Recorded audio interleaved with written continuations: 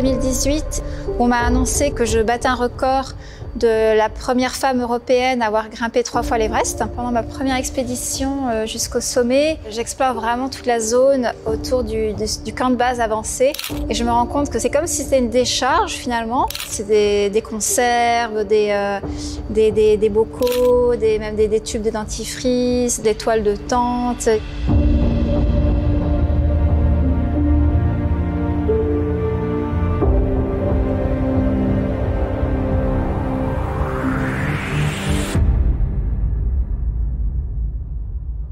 Au camp 3, donc on est à 8300 mètres. Donc là, c'est vraiment ce qu'on appelle le dead zone. C'est-à-dire qu'il n'y a plus du tout de place pour la vie. Si on reste trop longtemps dans cette zone, on meurt en fait. C'est là où les déchets sont laissés le plus abondamment parce que finalement, il y a cette urgence de monter ou de descendre. Donc il n'y a plus du tout de conscience en fait, de respect de ce lieu.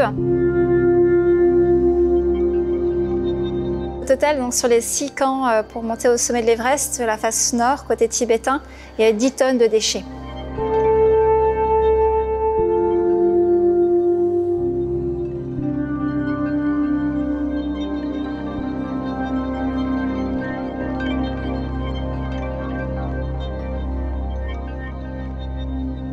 Après 4 ans dans le monastère, je suis partie de l'autre côté de la chaîne Himalaya, au Tibet, où je suis devenue responsable de projet pour aider des populations nomades au Tibet. Moi, je m'attendais pas du tout à me retrouver sur les pentes de l'Everest pour aller au sommet. J'étais déjà guide en fait depuis 2011-2012. J'avais été jusqu'au camp avancé sur l'Everest. C'était pas du tout un objectif d'aller là-haut. Et puis en fait, c'est en 2012 que la compagnie des guides, une entreprise privée qui s'occupe des expéditions chinoises sur l'Everest, qui m'a demandé d'aller jusqu'au sommet pour vraiment comprendre pourquoi les gens laissent les déchets à cette altitude. Et pourquoi c'est si difficile aussi pour les professionnels de la montagne qui sont là pour encadrer ces expéditions de trouver un système en fait pour les redescendre.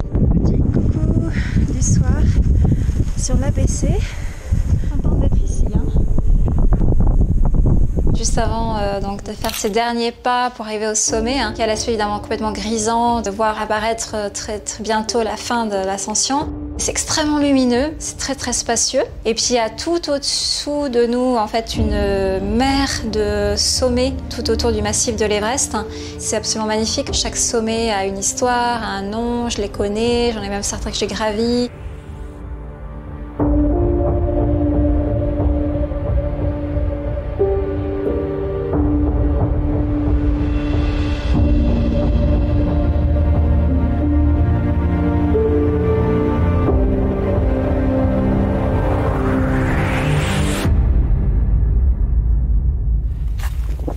Il y a de plus en plus de touristes qui viennent juste pour atteindre le sommet sans vraiment prendre en compte l'importance de garder la montagne propre et pure.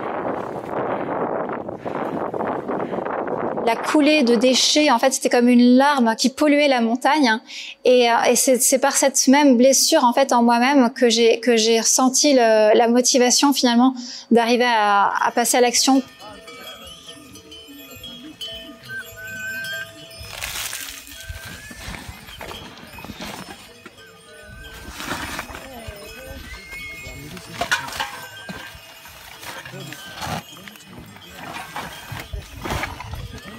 Une fois que les sacs sont redescendus par les yaks jusqu'au camp de base, il y a des camions qui viennent chercher ces sacs et qui les amènent dans les différentes décharges pour les déchets recyclables et les déchets non recyclables. Toute cette infrastructure, cette coordination, ça a motivé les troupes, ce qui fait qu'il n'y avait pas que les professionnels de la montagne qui étaient là mobilisés pour ramasser les déchets, mais il y avait aussi tous les alpinistes des différentes expéditions de différents pays. Un enjeu majeur à dépasser, c'était le ramassage des déchets en très haute altitude. Ces déchets-là, comme en fait il n'y a que les professionnels de la montagne, les Sherpas tibétains ou népalais qui peuvent aller les chercher, on a estimé que c'était indispensable de payer en fait ce travail. Donc là en fait on a monté des programmes qui s'appellent Cash for Trash, où chaque kilo de déchets The trash, en fait, est payé en monnaie locale sur place.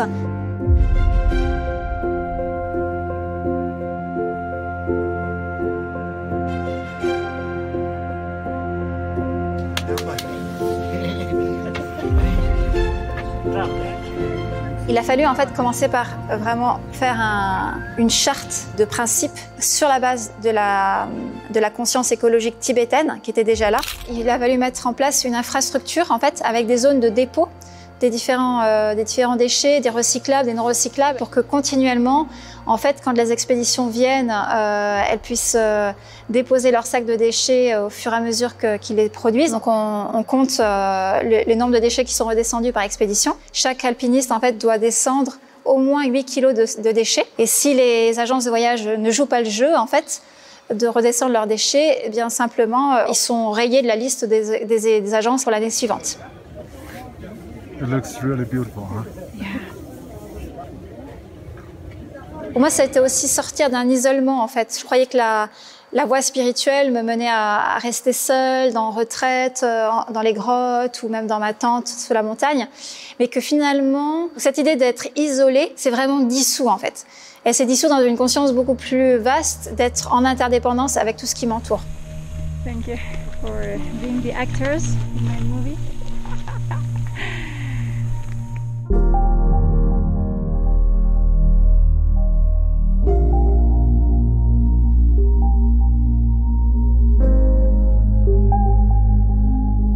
Aujourd'hui, voilà, je redescends cet éco-label Clean Everest vers toutes les plaines du Tibet pour pas seulement nettoyer les glaciers, mais aussi garder les sources d'eau dans la plaine propres.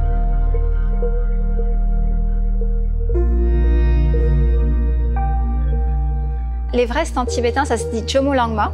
Jomolangma, c'est la déesse mère éléphant qui est protectrice du monde et protectrice des humains, des animaux. Ceux qui vivent du métier de guide en montagne, forcément, ils ont un salaire grâce à Jomolangma. C'est comme cette respiration en fait entre recevoir de la montagne et donner en fait en échange, de lui donner quoi? Lui redonner en fait sa pureté, toute sa beauté. Hein. Donc c'est ça, cette relation aussi sacrée avec la montagne, c'est de comprendre qu'il y a toujours des équilibres à respecter. Hein. On ne peut pas tout prendre, en fait, qu'il faut redonner à un moment donné pour prendre soin en retour. Hein.